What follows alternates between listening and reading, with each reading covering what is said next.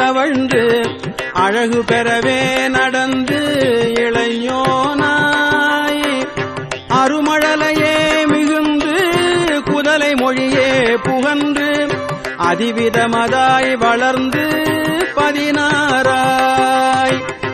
அருமழலையே மிகுந்து குதலை மொழியே புகன்று அதிவிதமதாய் வளர்ந்து 16ஆய் சிவகலைகள் ஆகமங்கள்